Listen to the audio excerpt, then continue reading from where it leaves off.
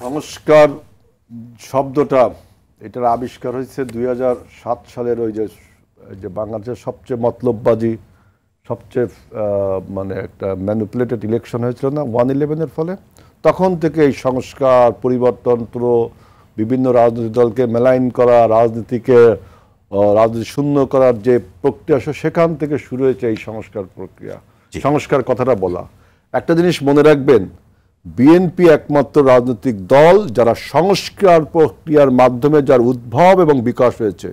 আপনারা সবাই জানেন যে একদলীয় শাসন ব্যবস্থা থেকে বহুদলীয় শাসন ব্যবস্থা বিএনপি প্রবর্তন করে, বিএনপি এই দেশে পার্লামেন্টারি সিস্টেম চালু করে এবং বিএনপি শুধুমাত্র রাজনৈতিক সংস্কার না, হেলথ, এডুকেশন, পুলিশ, প্রশাসন থেকে বিভিন্ন সংস্কারের মাধ্যমে যে দুদকের কথা আজকে বলেন সেই দুদককেও সংস্কার করে আমরা দুদক কমিশন বানিয়েছিলাম, যেটাকে আওয়ামী লীগ বর্তমানে নখদন্তহীন একটা প্রতিষ্ঠানে পরিণত করছে। অর্থাৎ সংস্কার প্রক্রিয়ার সাথে বিএনপির কখনো বিরোধ নেই, বিএনপির সংস্কারের মাধ্যমেই বিএনপি রাজনীতির বিকাশ। কিন্তু আলোচনা আছে যে নির্বাচনের জন্য আলোচনা থাকতে পারে, অবশ্যই তারা আছে। আপনি আমার কথাটা শেষ করি, অবশ্যই তারা আছে। রাজনীতির অপর নাম ক্ষমতা, ক্ষমতা গ্রহণের উপায় হলো নির্বাচন, এই কথাটা মনে রাখতে হবে।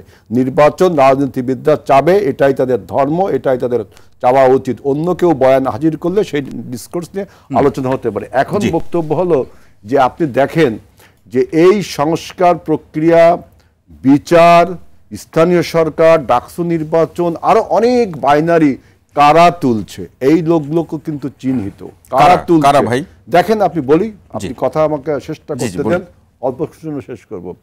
2008 সালে যারা এই মতলববাজি নির্বাচন করে যারা একটা অন্তর্বর্তীকালীন সরকার বা তত্ত্বাবধায়ক সরকারকে 2 বছরের দীর্ঘসূত্রিতা করেছিল, তার ফলে 17 বছরের ফ্যাসিবাদ তৈরি করেছিল, ঠিক দেখবেন তারাই কিন্তু এই আমাদের বৈষম্য বিরোধী ভাইয়েরা, এই নাগরিক কমিটি, এদের পেছনে কারা আছে, এদের কেন পেছনে বলছি তাদেরকে, তারা কিন্তু স্বতঃস্ফূর্তভাবে বলছে, তারা আন্দোলনে উপসংহার টেনেছে, তারা আন্দোলনের প্রধান শক্তি, তারা কিন্তু স্বতঃস্ফূর্তভাবে বলছে, তাদের মধ্যে কোনো মতলববাজি নেই। আমি বলছি যে পেছনের একটা গল্প আছে, যে 2007 সালে কারা সংস্কার প্রক্রিয়ার মাধ্যমে 2 বছর একটা সরকার চালিয়েছিল, 17 বছরের ফ্যাসিবাদ তৈরি করেছিল, তারাই বলছে সংস্কার ছাড়া নির্বাচন সম্ভব না, আগে সংস্কার পরে নির্বাচন। উদ্ভট কথা, মাথায় যদি কিছু থাকতো তাহলে এটা বলতো না। আবার ওই তত্ত্বাবধায়ক সরকারের, ওই 2007 সাল তত্ত্বাবধায়ক সরকারের একজন উপদেষ্টা বলছে যে সংস্কার ছাড়া নির্বাচন করলে ভয়াবহ ব্যাপার হবে, কারণ তারা যে ফ্যাসিবাদ জন্ম দিয়েছিল সেই ফ্যাসিবাদের এখনো তারা পৃষ্ঠপোষকতা করে। আপনারা জানেন যে বাংলাদেশের এই পরিবর্তনকে পার্শ্ববর্তী রাষ্ট্র ভালোভাবে নিতে পারেনি এবং সেই পার্শ্ববর্তী রাষ্ট্রের ব্রেন চাইল্ডরা এবং পরাজিত বিতাড়িত ফ্যাসিবাদের ব্রেন চাইল্ডরা এখনও বাংলাদেশে রয়ে গেছে।